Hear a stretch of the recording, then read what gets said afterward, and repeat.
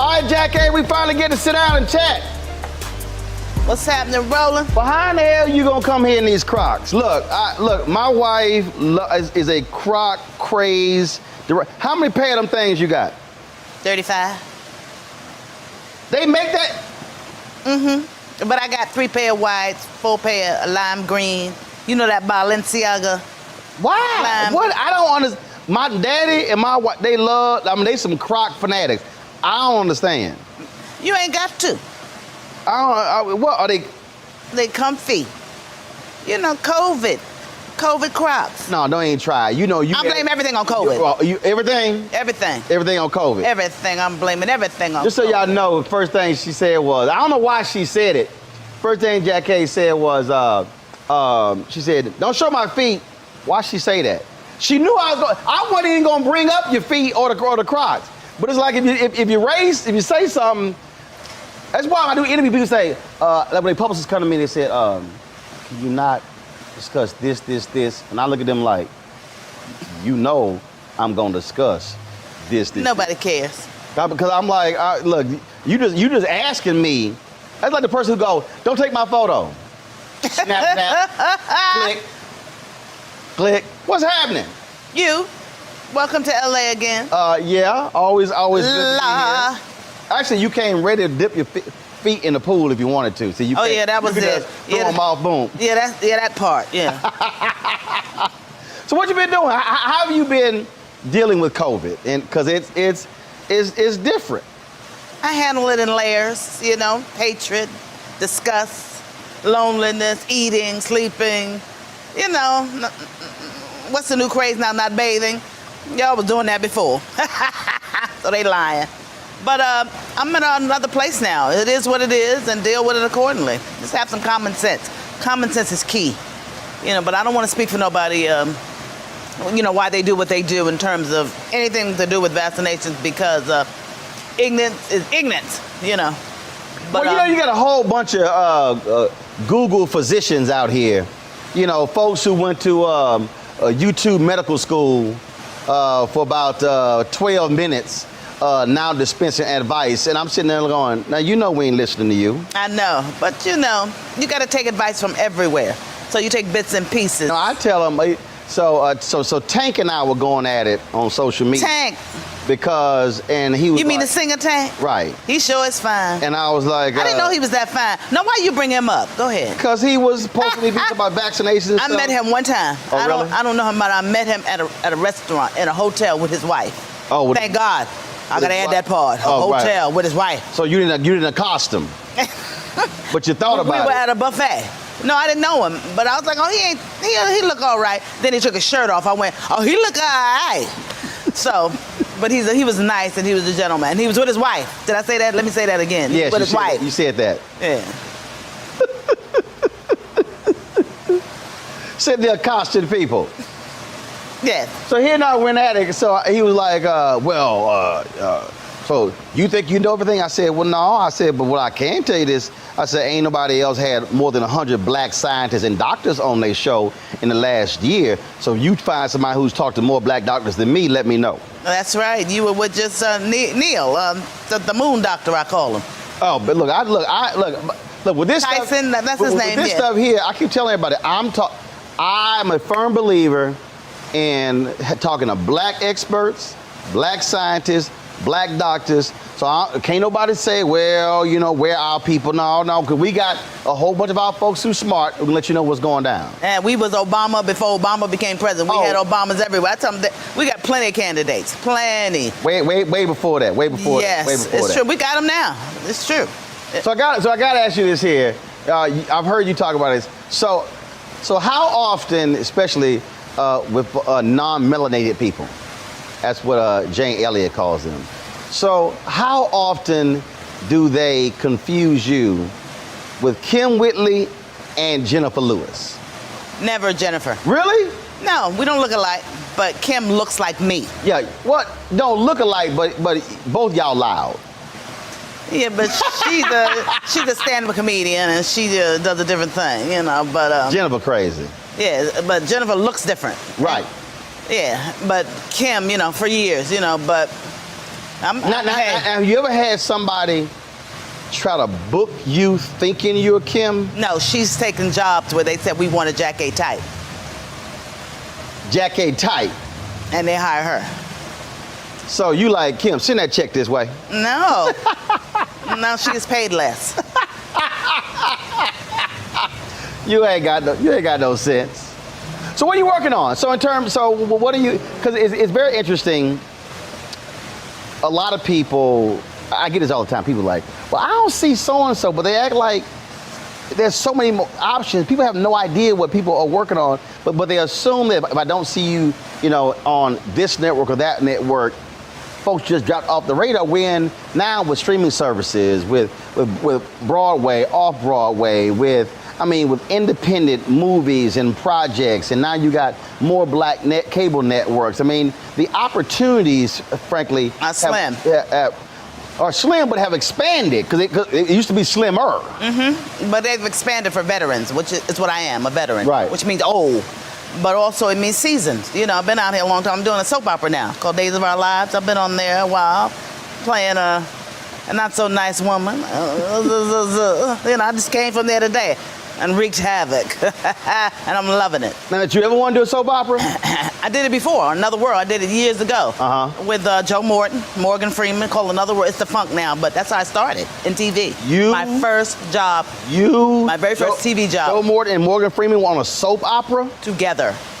Yes, wow. I know. Oh, I loved it. But it was a black storyline. Huge cast, People from New York, Michelle Shea, Petronia Paley. I'll mention their names because they were there before me, and I got there. I played a prostitute. I was real raw. My name was Lily Mason. I was a hoe on Tuesday, and then I owned the town 2 weeks later. That's how they do you. Right, that's how soap opera. You evolve, yeah. Right. So now I'm on this, but I'm rich right from Jump Street. So you're not playing a hoe this time? No. I got it going on. I'm the pimp. You know what I mean? But it's wonderful because it's almost like full circle. And people go, oh, you're doing the soap? Yeah, I'm working. That's what I put it. But I always say, you hustle till you die. Well, it's interesting because I interviewed Richard Lawson, and he said that his agent recommended he do a soap opera, and he was offended, and he said he fired the agent.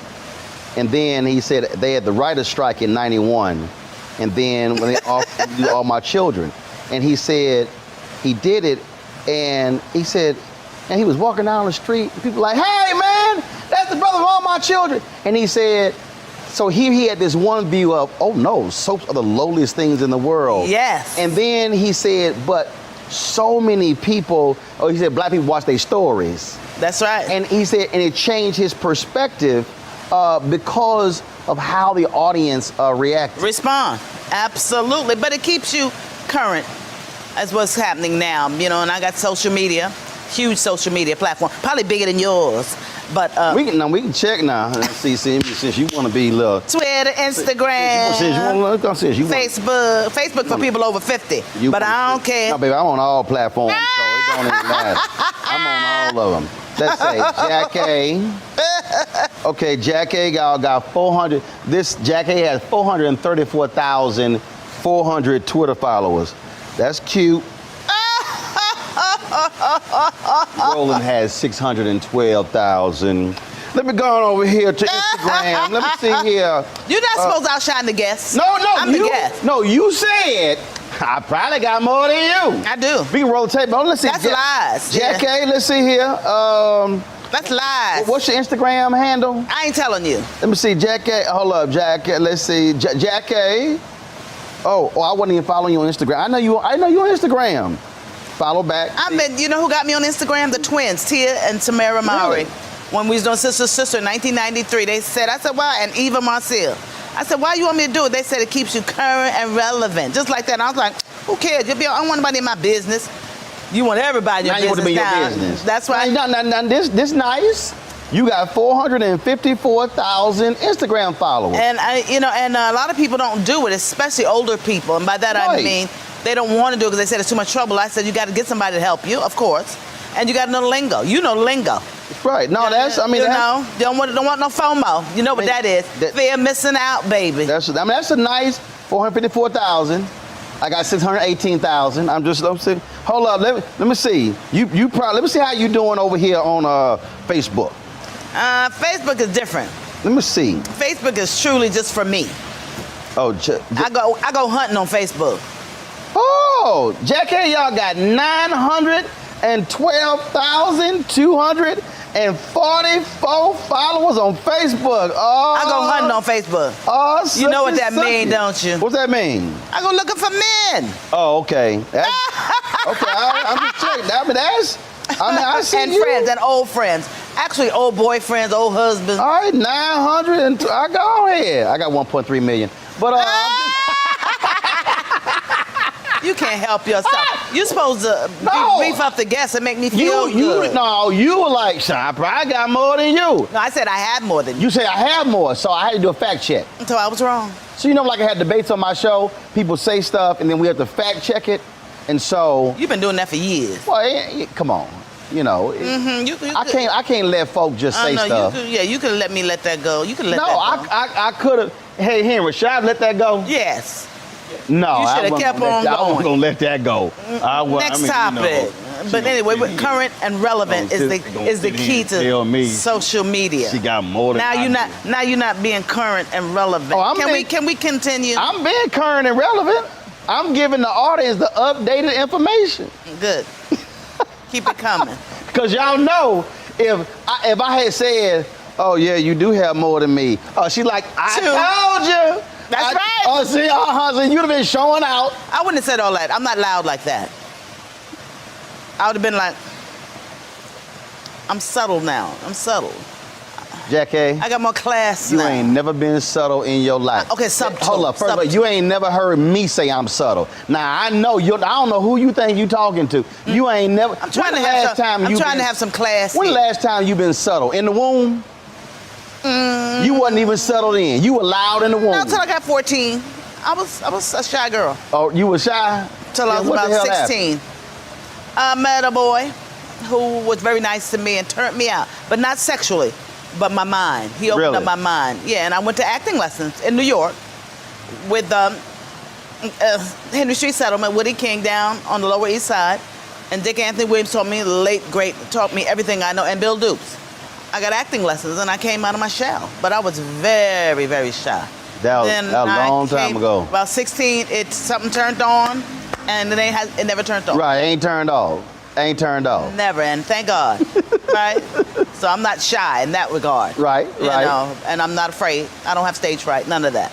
But I do have anxiety, and not to do with, I'm not gonna blame that on COVID. It has to do with, I don't know. They said when you get older, you start getting it, but it comes from more empathy. I become more empathetic, and I never had that.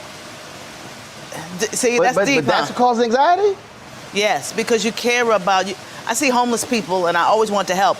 But now, when I see people actually acting out, I don't go, oh, what's that fool doing, or nothing like that. It's automatically, how can I help? What did they go through? You know, which is, for me, is very different. I never used to think that. I'm from New York. You know, we call them bums. They out here, they're homeless, but now it's different. People really are mentally challenged.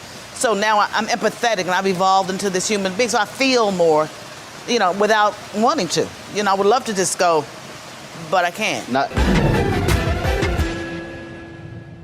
Hello, I'm Isaac Hayes III, founder and CEO of Fanbase. Listen to what I'm about to tell you. The window to invest in Fanbase is closing. We've raised over $10.6 million of our $17 million goal. That means there's room for less than 6,370 people to invest in Fanbase for the average amount.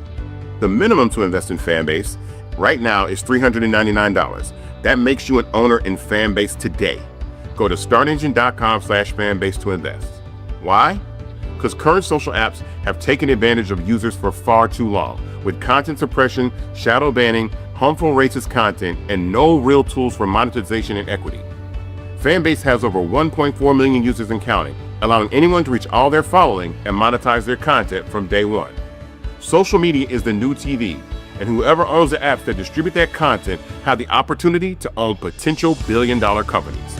While big platforms with uncertain futures are failing to serve their users, Fanbase is stepping up to fill the gap. Don't wait until it's too late. Invest now, invest for yourself and your future.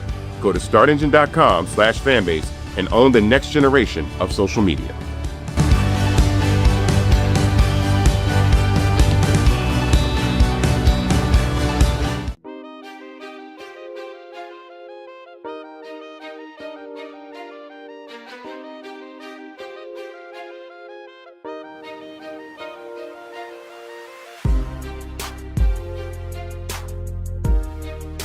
When you talk about, when you say anxiety, so have you ever, like there are some people who literally have stage fright.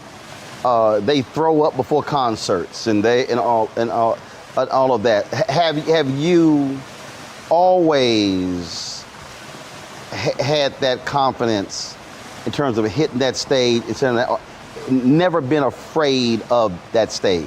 Never. The only time is when I have to sing musicals, and I sing. You know, I got a good voice. It's not a great voice, but it's great. But I don't do recording or anything like that. So I'm gonna clarify. I do musical theater. Right. So no, I have no fear. But when it comes sometimes when I'm maybe not, when I'm not 100%, then but I'll still go out. I don't care. I'm sure. So you know when you're watching a track meet. And before, and when they're showing, the camera's going to each one of the runners, and you see them, and they're just like, sort of just like a caged animal, just bouncing. That's actually how I am. I don't care what the venue is. You have that energy though. I'm like, yo, I'm ready to hit. But your mind is working. There's a difference. When I hit that stage, it's my whole deal. Go time. Right. I've never. I think back. You ain't scared. You ain't scared at all. That's what I'm saying. I'm telling you, when I grew up in Houston, they had this, the Parks and Recreation Department. They had these different events, and I remember it was some performance we had to do, and it was several thousand people, and I'm talking about this was maybe 5th grade, 6th grade, and. And these folks, they were scared. They were like, oh, but people are, pacing back and forth. And me, I was like, what time we go? That's right. You gain it from other people. You take that energy and use it. And they look at me like, say, you not nervous? No. I'm like, when we hit that stage, it's just, and again, it's just a whole. And I tell people all the time, it's just a different sort of. For me, I'm about to attack this thing. Right. We about to sit here. I did a deal, you gonna crack up laughing. I keynoted a speech, and they had this woman, she was supposed to speak after me. She was supposed to sing after me. I said, baby, you might want to sing that song before I speak. She was like, no, we fine. I said, no. You really should sing that song before Now that I don't like. I don't like following people who are good. We did the Jeffersons last year on TV on ABC. Right. I do work, Yes, we know. Just so you know, people say you ain't working, but Jennifer Hudson sang the title song, the opening number, Right. the Jeffersons theme song, Yeah. And I came on that right after, and I was sitting over there, I was pouting, I was evil. So finally, I told Kerry Washington, she had some clout. She said, what's the matter? I said, I'm coming off no Jennifer Hudson, don't get me no. And she told the director, Jim Burrows, and they had a little powwow. What were you supposed to do after Jennifer? Talk, act. And they were screaming, and I was like, no, I was like, no, they got to stop, and then I'm going to speak. See. He was bringing me on trying to do segue. I was like, segue my butt. Now, see, I was so that I still have, but that's ego. That's ego. See, I'm the flip. But she was singing, I was talking. No. But even though she was singing, I'm telling you, I would have been like, watch this.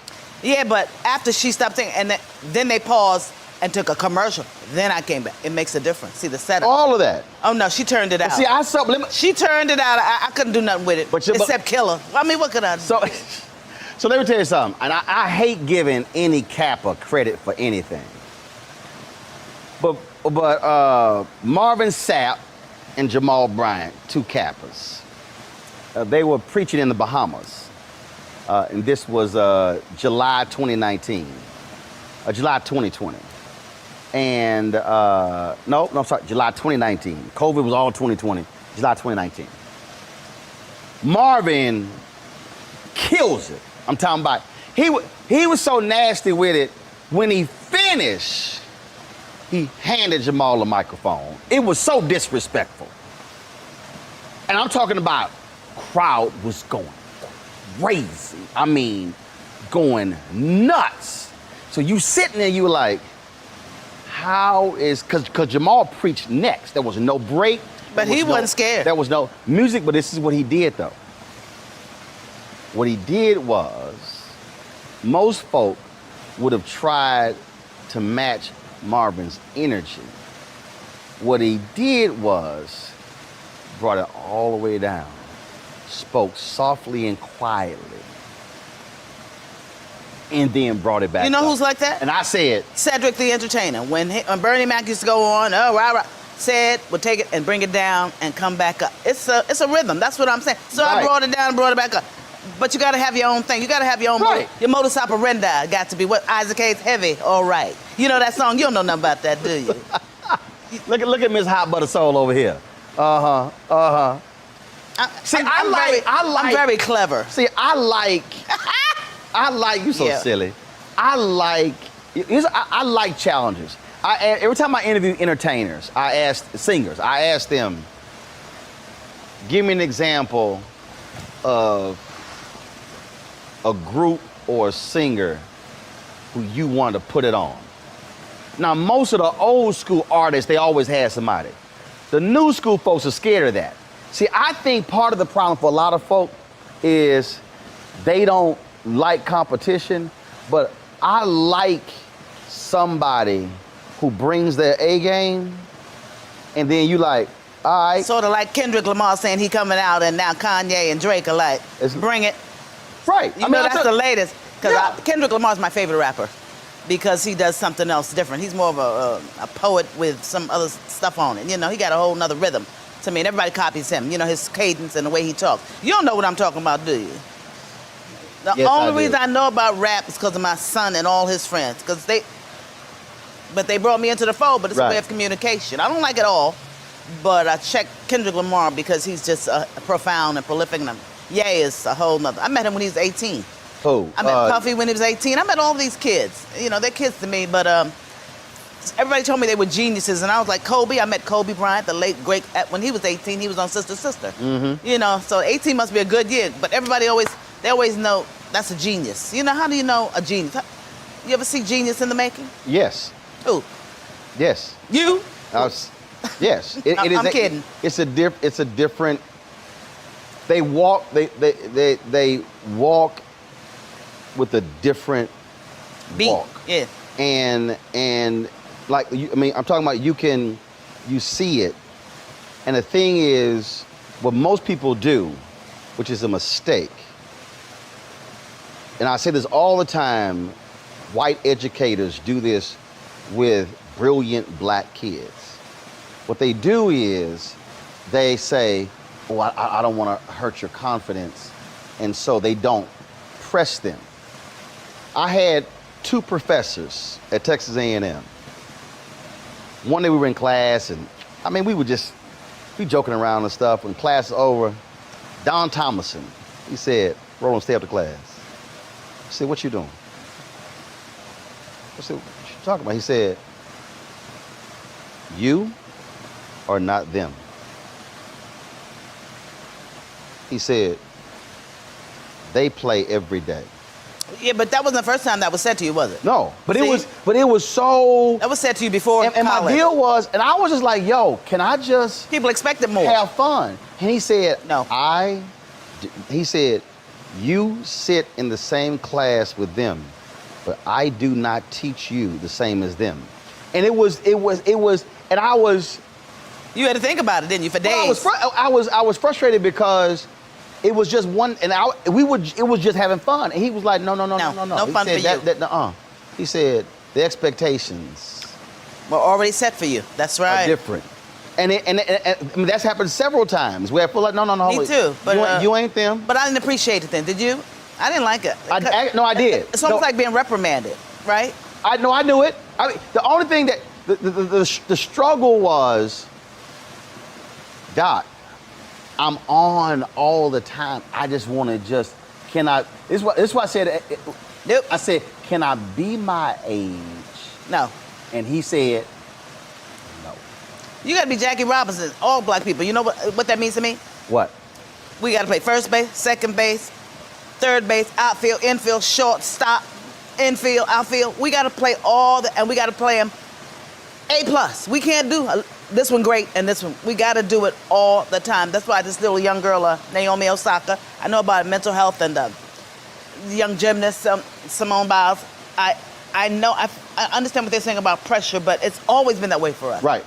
Always, and we must excel. The point, I think the point that you made when you talk about genius, so whether it's acting, whether it's singing, I don't care what it is, what I also think is important with that is, it is also how far can you push your talent?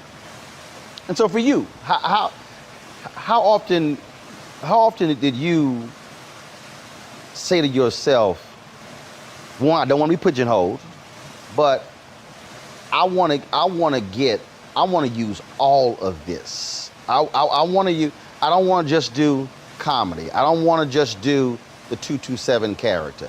I want to do the whole range. I want to do all of it and maximize all of this. Well, I never wanted to do comedy. A lot of people don't know that. I was into drama when I got 227. I was doing Moscow on the Hudson, I was doing a play, and I was doing the soap. I had a fiance. How did 227 happen? I auditioned.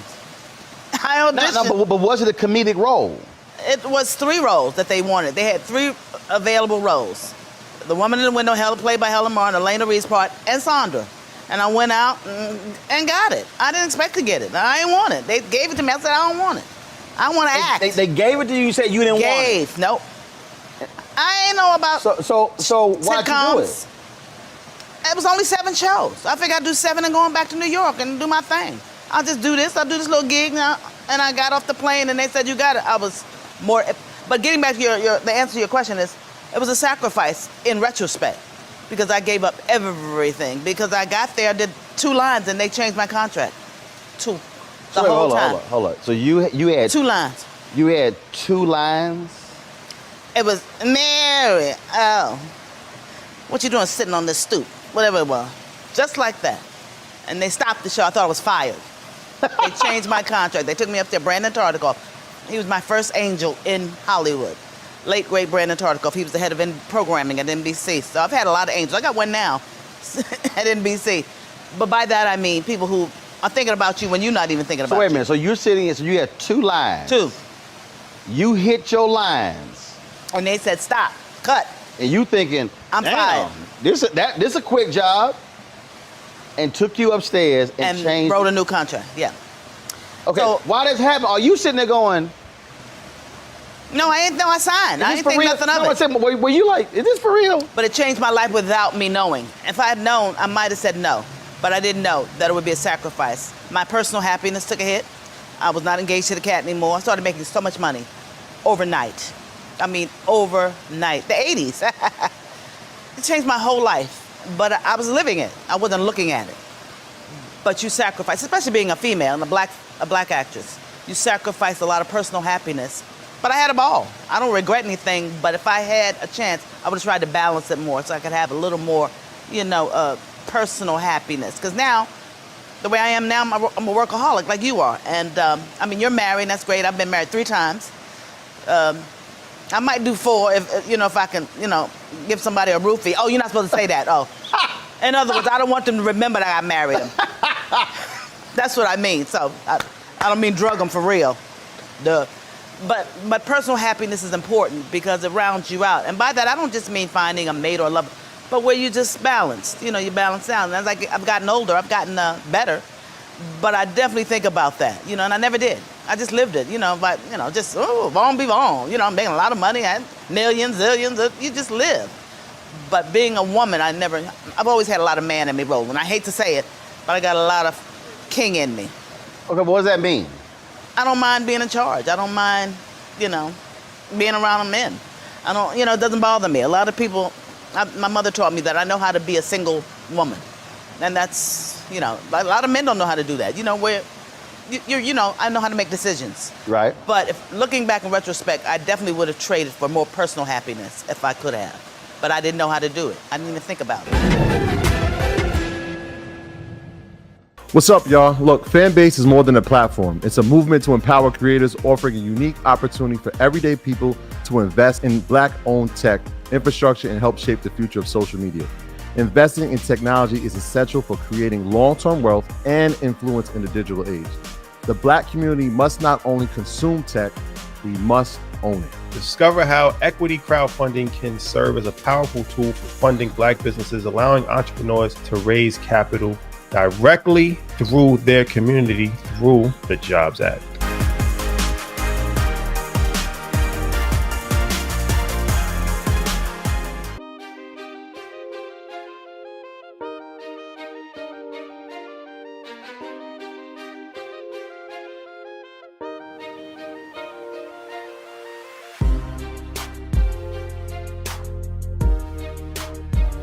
I don't care who you are.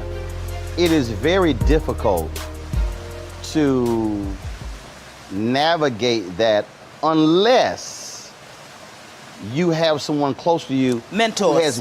who has gone through it. And nobody had gone through it. And that's the thing. I mean, that's And they still aren't. Think about it. I still don't have that. Whoopi Goldberg, who I love, I adore her. We're like, ma'am, I get along with her. Oprah, I mean, just the same memories, the same generation, and very successful. But that's a different thing. But there are very few people, it takes courage to be successful. And Maya Angelou told me that years ago when she met me. It takes courage. I met her to be successful. You know just what that means. See, I say it to you. Because to be successful, you got to keep doing it. Once you get here, you got to stay here. That's right. hard.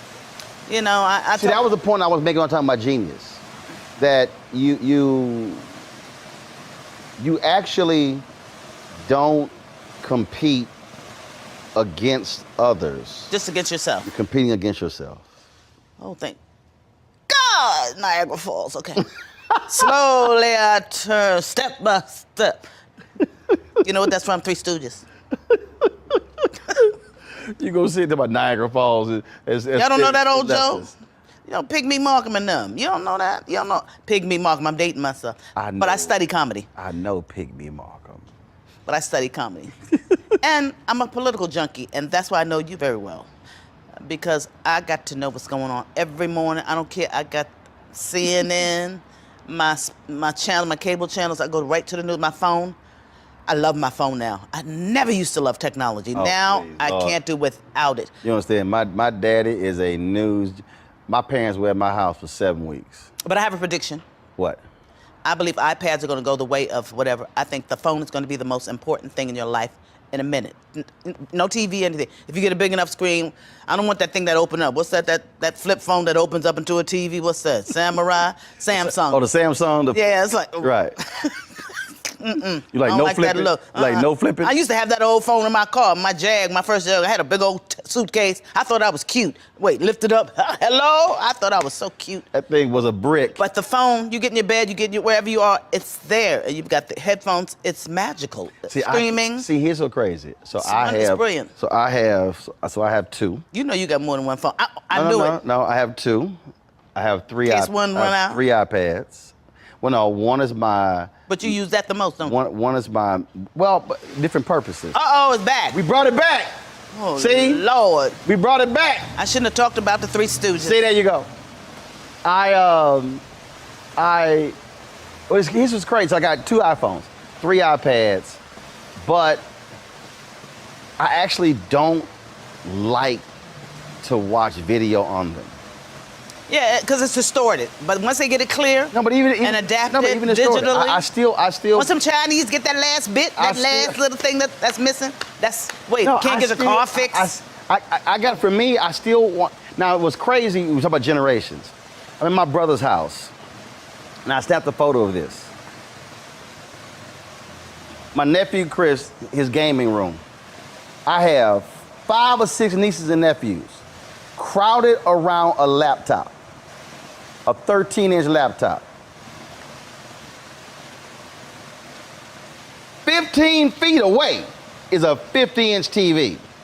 And I'm like, you know, Ain't no more. I'm like, you know, y'all can, like, but they are crammed next to each other. That's why I'm saying the phone. Look at it, and I'm like, yo. Because you get so much more out of the phone. There's just so much in there. See, I got YouTube is delicious. Wait, the power of YouTube. I saw myself in something. I went, oh God, my face is so big. But once they get it, down where they have it, streaming. That's why streaming is the future forever. And cable, it might go bye-bye. That's why we do my show stream. I mean, and because also for us is no gatekeepers. We get to control the narrative. I'm sorry. I hate to be this way. I don't mean to. I know it's your show. What? But getting back to Instagram, I got more TikTok followers than you. Because I just got on. You see how schizophrenic I am? You see how I waited? You see how, did you see what I did there? Sure, you got more YouTube followers. Hold up. I ain't got no YouTube I got more YouTube than you got TikTok. That's right. You big on YouTube. That. But I just got, and here's the deal. Do you know why I got on TikTok? We got to do a TikTok. We got to do TikTok. I got on TikTok. You should buy some stock in TikTok. Because TikTok is huge. I got on TikTok because I did an interview with a white supremacist, Richard Spencer. I did it like 4 years ago. And somebody posted a clip of it on TikTok, and that thing blew up like crazy.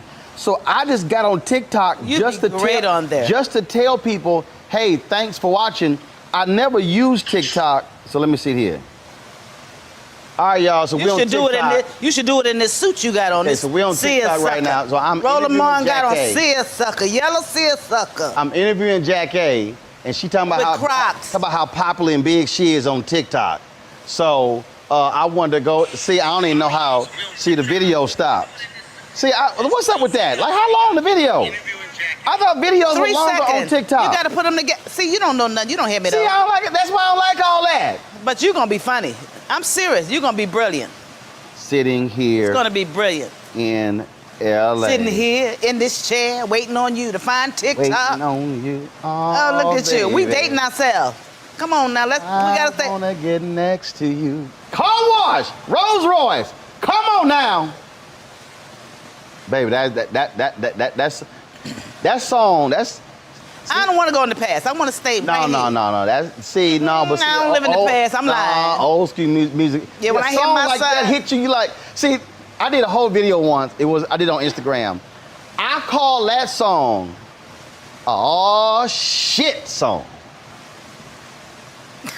Because when that kind of song come on, it make you go, oh shit. Well, my favorite old song, and it's not that, is End of the Road. That's Boyz II Men. Oh, yeah. No, that's not an all shit song. Oh, yeah, it is. No, it's not. Yes, No, it it's is. not. No, Jackée. No. You know why? Why? Karaoke, baby. You don't karaoke? Karaoke's Hell huge no. out here. I can't stand karaoke. Oh, drunk karaoke. I gotta take you to karaoke. It's I can't fabulous. stand people here. Tatiana Ali took me.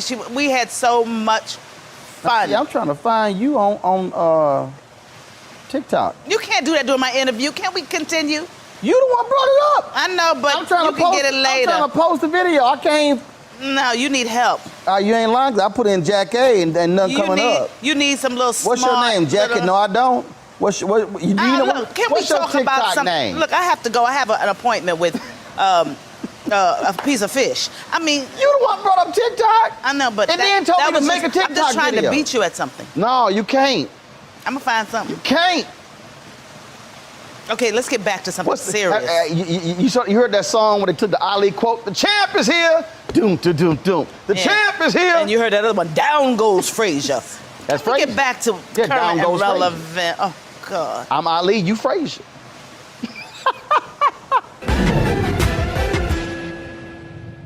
Hatred on the streets, a horrific scene, a white nationalist rally that descended into deadly violence. White people are losing their damn minds. As an angry pro-Trump mob storms the U.S. Capitol, we're about to see the rise of what I call white minority resistance.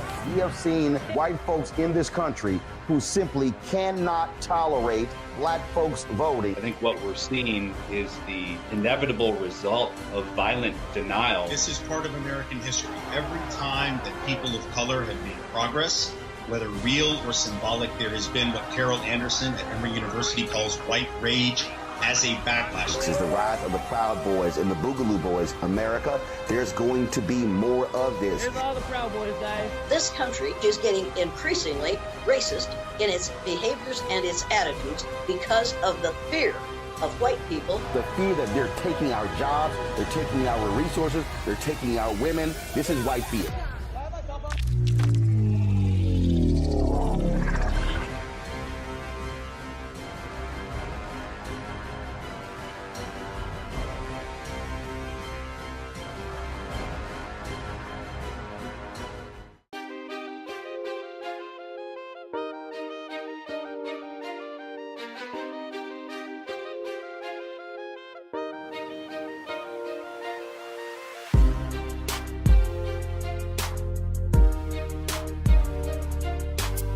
Now hold up, how is End of the Road a oh shit song?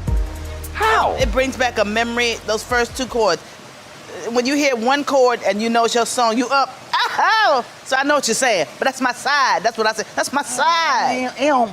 But you married, you probably think of something else. No, it don't, but it just don't hit. No, I'm talking Like about Barry White, come here, baby. I'm talking about OJ. Oh, no. I'm talking about I Love Music. I'm talking about Hey, little bit. I'm talking about that when it hit that damn Lenny Williams. Who? Lenny Williams. That's East Coast. I'm West Coast. What you mean? I'm sorry. I'm sorry, where you from? Harlem. Thank you. Yeah, but I don't know who that is. Don't be all West Coast. Yeah, but music, I don't know all music. I didn't know who Lenny Baltimore. Williams, Who's baby that song. Chucky, whatever his name. Chuck Brown, that that's house DC. music. I don't know That nothing ain't about. house music, that's go-go. I don't know nothing about. Jackée, hold up, Jackée. Lord have mercy. I don't know nothing about none of that. I don't want her. Okay, listen, Jackée. Chicago is house music. DC is I'm saying, go-go. but I don't know every artist. Chucky, you talking about the DJ, the late DJ, The one, who created house music. Chuck Brown created go-go. Yeah, see, I don't know about no go-go. See, so I don't know every artist. See, that's why when you talking about End of the Road, all shit song is. Now, see right here. See, we can't talk about music no more. All right here. See, you can't. I mean, you in Chucky. You probably thought that was the Chucky. I don't know. Just because they black don't mean I listen to it was them. like Chucky from that movie, Little Doll, See, Chucky this High. getting too heavy for me. I have to stay with, I have to stay with politics. I can't. Music too heavy. I can't. Hold on, how you just say music too heavy, but you stick to politics? Yeah. Like, come on. We have to. We have to judge what's happening in our surroundings. All right, so I'm gonna ask you this question. All right, fine. I'm gonna ask you this question. What song, if you in the middle of a conversation and this song come on, it will make you jump up? End of the road. I just said it. I like the chord changes. I'm into music. I went to the High School of Music and Art. This is what I majored in music. See, a lot of people don't know this. And I sing, I told you that. So chord changes mean a lot to me. Aretha Franklin, that's why she's so important. I copied her. Everybody did. I want to sing just like her. Everybody did, my whole generation. So you copy and it's in your mind. So it's a mindset, I like the Whispers. Now that I do like. You know what I mean? Olivia, I like that. I like Rocksteady. Yeah, so I got certain chords. But a certain chord, but we're all like that. People if they don't read music, they know when they hear sound, you can hear one chord and you in it. So it's just like James Brown. I played music, cornet, bass, baritone, horn. Hey, so it's just a feel. And it's right. That's what I'm saying. So that's why it's like, why people like Barry White? They do. Lisa Fisher's "How Can I Ease the Pain?" And you wonder why she didn't make more. She said I asked her. I said, how come you didn't want to go solo? She said she didn't enjoy it. She enjoys what she does. Right. Her background, she gets paid very well. Yep. But she had 2 hits. What was the other one? I can't remember. Didn't she have 2? But she can sing her butt off. Oh no, she can. Still. She is. Still. She's great. But she's still touring with the Stones and the Who and the. Oh yeah. Matter of fact, we were texting the other day, and she. See, but it's a sound. She left me this voicemail. I was like. And Lionel Richie, Zoom. I love Zoom. I like Lisa. Zoom. If you had Zoom, I'm out of here. You can't keep me. I have to go. Now. You blocking me, Roland. Why? How am I blocking you? Because I got somewhere to go. What? I got a man waiting for me. We're gonna be done in 11 minutes. He can't wait 11 minutes? Okay. I mean, what? Is his blue pill on a time? There you go. On a timer? I take a pill. Is it on a timer? I take a pill to stay awake. This is what I'm saying. They said there's something else, you don't need caffeine anymore. I'm taking those. I don't need none of that. When I wake up, we on. I I don't do no coffee, no hot tea. I ain't never had an energy drink. I ain't about to. You don't need nothing. I ain't about to pop no pills. I've never done alcohol in my life. Actually, this is mellow for you because you're usually much higher. Oh, come on now. I'm a firm believer getting high on life. Getting high on life. Let me ask you this here. So, what have you always wanted to do, but you haven't done yet? That you still want to do? Relax, have a good time and not work. And I thought I would be retired by now, to be honest with you. I thought I wouldn't be working right now. I thought my career would peter out. So all this time, you ain't just... I thought I would peter out. I made plans. I thought I'd move to San Diego and chill and have a nice guy and, have art. I want to be a painter. I want to be like Johnny Mathis, Billy D. Williams, Anthony Quinn. I want to paint. I want to have a different kind of... Okay, but do you paint now? But it's no good. That's absolutely trash. Woo! So I would like to be a great painter, but I would like to write.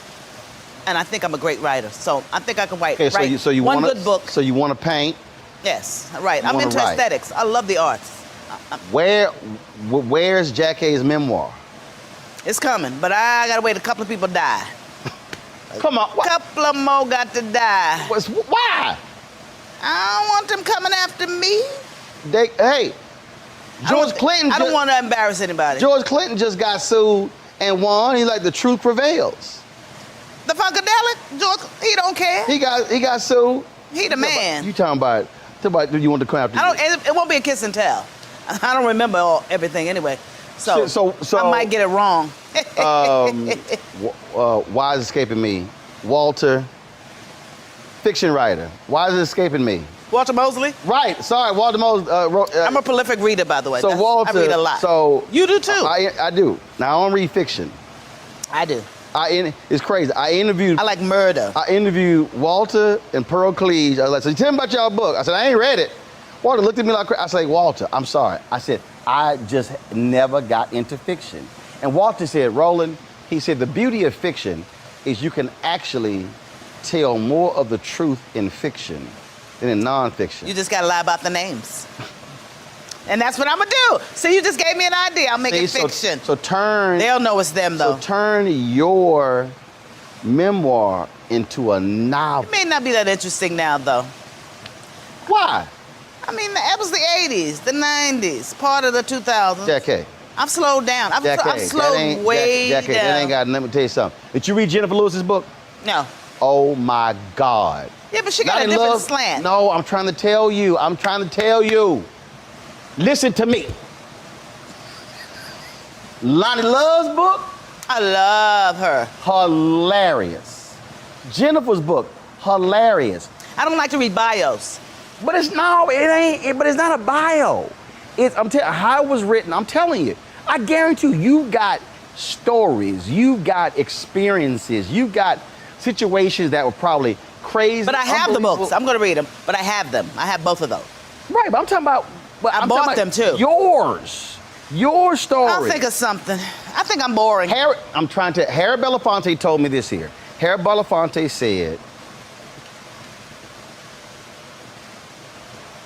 said, I wish Marlon Brando had written his book. He said, because, all of those things and experiences, he said, no one will ever know. He said he never wrote a book. Some of that shit I don't want to know. I met Marlon Brando. I don't want to know some of that. But I'm telling you, he had on a caftan. Jackée, Need I say more? Jackée, I bet. A caftan. I wear caftans. I've been to other countries. I'm talking about just a caftan. Right. He ain't got no. I got you. He ain't got nothing underneath on that. I got you. I ain't done that. But I bet your memoir will be absolutely hilarious. See, just now.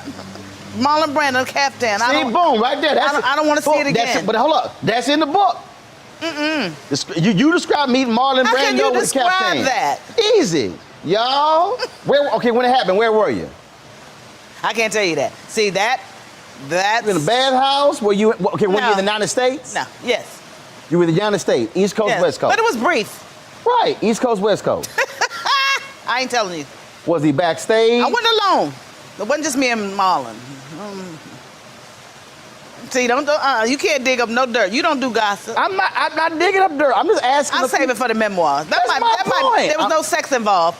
Oh, and that's not even good. See, listen to that. That don't sound good. No, I'm trying to tell you. You mean Marlon Brando with no sex involved? How dry is that? Well, if he didn't get you excited, pretty dry. Ooh, you're scandalous. You're going straight to hell. See? Oh, See, Lord. you a bad influence on me. I know. Okay, let me be serious. Politics. You got to write your memoir, I'm telling you. Okay. I'm telling you. I'll write vignettes. It don't matter. Like that, the caftan. This is you. Marlon Brando on the Get caftan. you with a writer, and you just do a total brain dump, just talking to the recording. You know what I have to do? I'm going to have to read the book, and it'll be more interesting, because when I saw that, I went, you got a caftan? You know who told me about caftans? Was it a nice caftan? Delarese told me about caftans. She said, just put your man in a caftan, baby. See? That gotta be in the book. That gotta be in the memoir. Right. Who would you say was the most outrageously crazy, wild, hilarious person you crossed paths with in entertainment? Lionel Richie. Hilarious. Rodney Dangerfield. Hilarious. Oh, Rodney. Never met him, but you said Jennifer's very funny. But you said Lionel outrageously hilarious? Hilarious. Really? Hilarious. Diane Carroll. Most people. Hilarious. Diane Carroll. Wouldn't Hilarious. think that. I mean, a certain type of humor now. Don't get me wrong, But laugh out loud. Like I said, Jennifer, laugh out loud. Rodney, laugh out loud. But I've known to. I know a lot of comedians. I do Byron's show, Funny You Should Ask, which is a game show, but it's all comedian, all stand up. But just have you laughing everything. Robert Townsend. I had a plane ride with him about 6 hours. I laughed 6 hours. They had to put me off the plane. He's so witty, The Wayans, all the Wayans. Marlon Wayans is, Jamie Foxx though, might be the funniest. Because he does all the voices and everything. And he'll tell you a story that never ends. Yeah, you be waiting. He told me a story about Al Pacino and him up in the desert and the top of the Empire State Building with King Kong. He never got to the end of the story. Me and Amber West, we waited for that end of that story. I saw him the other night. I'll be sure to hit him and say, man, can you please finish the story for Jackée? He never does. She's still waiting on it. He's a wonderful storyteller. Brilliant. See, storytelling is the key to comedy. That's what Richard Pryor told everybody. Eddie Murphy. Dick Gregory told. Yes, Right, you paint a picture. Yes. But Dave Chappelle, of course, is in a rarefied air, I call it. Right. You're in rarefied air. That's why I'm sitting here. You think I came out on a whatever this night is, just for anybody? Well, I respect you. I think you just driving by. You like, all right. I respect you. You think I have mercy on you? I'm dropping on by. You can't take compliments. I respect you, and I love you for years, for at least 30, 40. Oh, God. It's been a long time. Woo! It ain't been 40, so let's just, Okay. Whatever you say, Roland. It ain't been 30. Whatever you say. No, it's been probably about 29. No. It's a long, long time. I'm 52. Oh, never mind. I don't want to go back no more. But okay, never mind. Okay, I knew you when you were a baby. In the crib, in the manger with Mary. Your ass. Hello, I'm Isaac Hayes III, founder and CEO of Fanbase. Listen to what I'm about to tell you. The window to invest in Fanbase is closing. We've raised over $10.6 million of our $17 million goal. That means there's room for less than 6,370 people to invest in Fanbase for the average amount. The minimum to invest in Fanbase right now is $399. That makes you an owner in Fanbase today. Go to startengine.com/fanbase to invest. Why? Because current social apps have taken advantage of users for far too long, with content suppression, shadow banning, harmful racist content, and no real tools for monetization and equity. Fanbase has over 1.4 million users and counting, allowing anyone to reach all their following and monetize their content from day one. Social media is the new TV, and whoever owns the apps that distribute that content have the opportunity to own potential billion-dollar companies. While big platforms with uncertain futures are failing to serve their users, Fanbase is stepping up to fill the gap. Don't wait until it's too late. Invest now, invest for yourself, and your future. Go to startengine.com/fanbase and own the next generation of social media.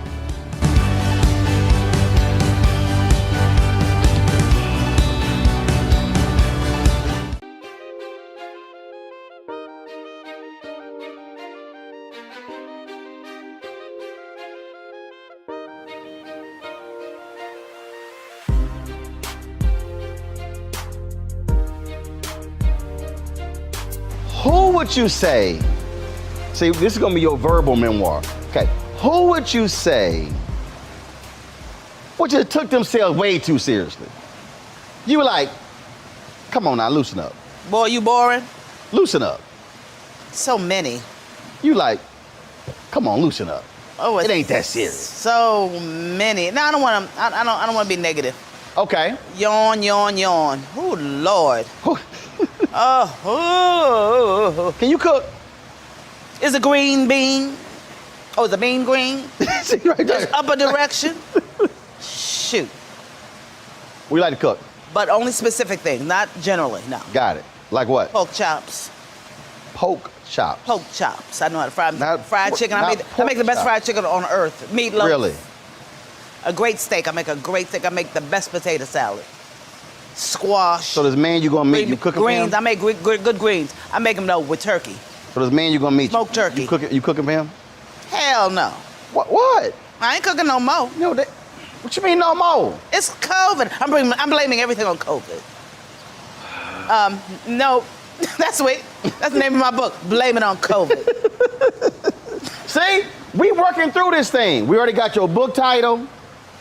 We already got some stories you can go ahead and break this stuff off of. Growing up, you talking about you never. Now, here I understand. You said you never wanted to do comedy, but you talking about all these comedians you hang out with, all this sort of stuff. It came naturally to me, but I learned timing. Marla Gibbs, I give her props. When I started working with her on 227, her timing was excellent, and my timing was good. But when I got with her, it became great. Rodney Dangerfield, it became great. But growing up, though, your timing gets better. Growing up, were there people in your family? Oh yeah. Was there somebody or people who were like funny and my Aunt Verna Blue. That was her name. Your Aunt Verna. She called herself the Verna Blue. Had big old gazumbas. My favorite aunt from Philly. Lived in Philly. First of all, if she called herself the Verna, West Philly. You know she funny as hell. I lived with her for 2 years. That's right. The Verna Blue. I got my wit from her, yes. I lived with her for 2 years in Philadelphia. Oh, see right there. I know you got... West Philly. I know you got... South 62nd and Osage. You got Aunt Verna stories. Oh, yeah. We went to a bar. See? And we couldn't get served. Here. There's a chapter called Aunt Verna. Go ahead. I said, so crowded in here. We went to a bar. It's crowded. I said, we ain't gonna get no drink. We ain't gonna get no drink.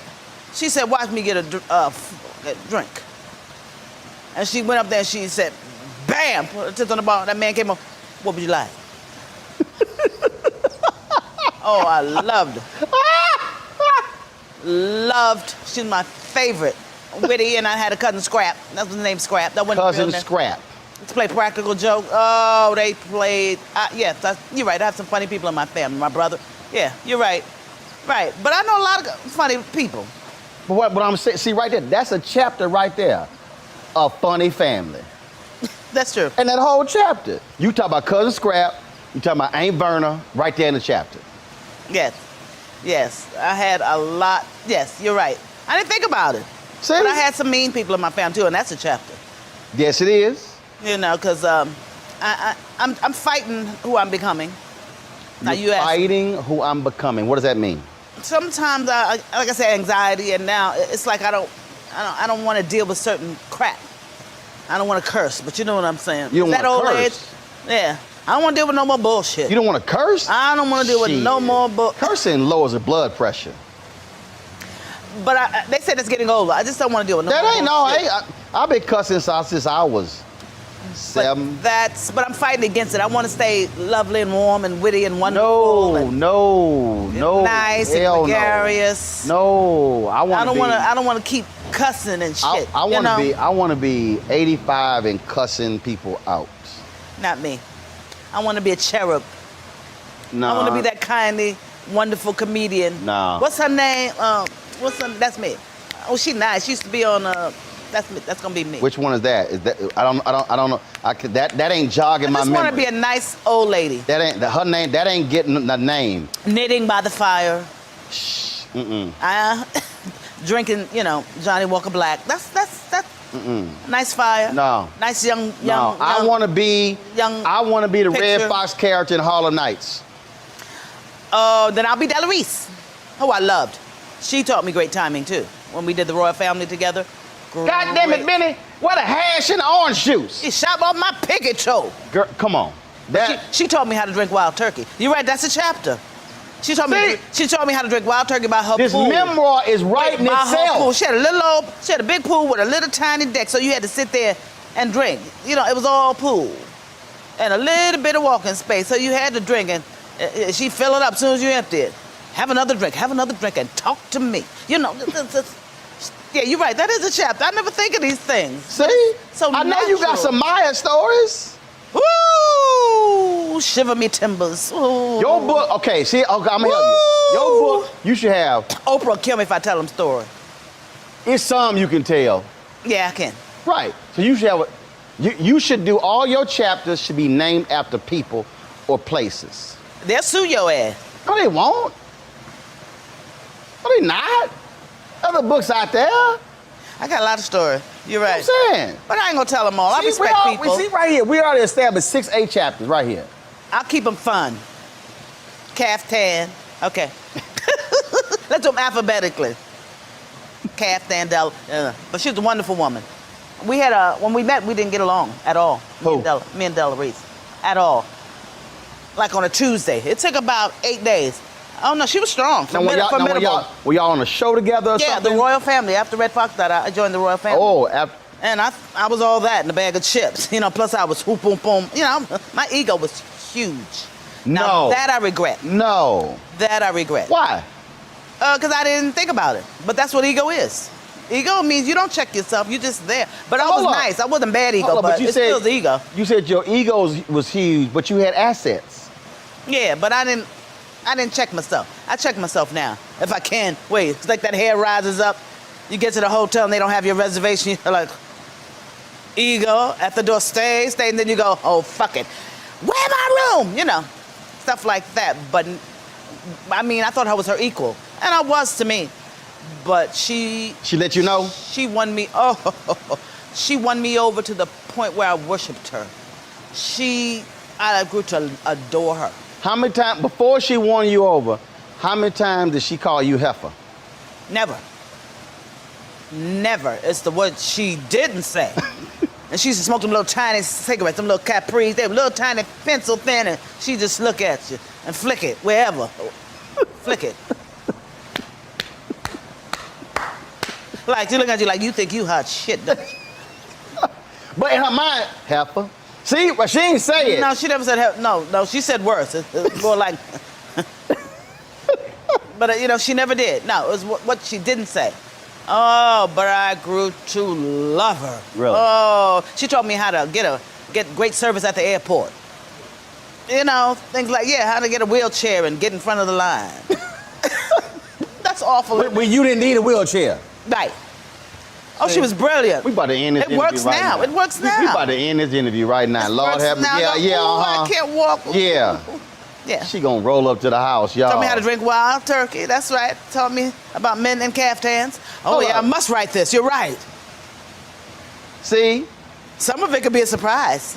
That's the point of the memoir. We gotta sell the damn book, Jackée. Roland, stop. You gotta sell it. I'm telling you. We can make some money, tell some great stories. And get cut. No, you ain't gonna get cut. Flip that bad boy, they can turn into a documentary, a one-woman show. You can walk out there with your bum-ass Crocs That is one thing I've done, and I don't want to do anymore. One-woman shows, but maybe Elaine. But was it you? You know Elaine Stritchett or B. Arthur, they did one. Yeah, I could. Yeah. I'm telling you. But it's too much work. I'm telling you. Well, hell, I don't want to do the work. Well, hell, hire a woman to be your one woman. I want to be your woman. No. Hire a woman to be your woman. Would you? Okay. Okay, that's it. You gotta go see this band, because I don't, I didn't hail you a little longer than, a little longer than you said you were gonna stay. So I don't want your man to be mad at me, and then coming over here, getting a little froggy. Then I'm gonna have to. Well, he don't know he my man. I'm going with him and he don't know it. Oh, you going? I'ma jump him. He don't. He don't know. Oh, well, you might want to send his ass a TikTok video. See, baby, I remember everything. I remember everything. It's gonna come full circle. See, I'm a full circle interview. I'm rolling my eyes. I don't forget nothing. I'm rolling my eyes so I don't hard, forget I might nothing. fall asleep. See, put that on TikTok. See? This interview has concluded. It has degenerated into, but it's all good. Good to see you. Good to see you. This was Roland. fun. We ain't talk about nothing. I know. I'm deep too. I'm deep. You deep? Yeah, I'm deep. We didn't get to nothing deep, you know. Like what?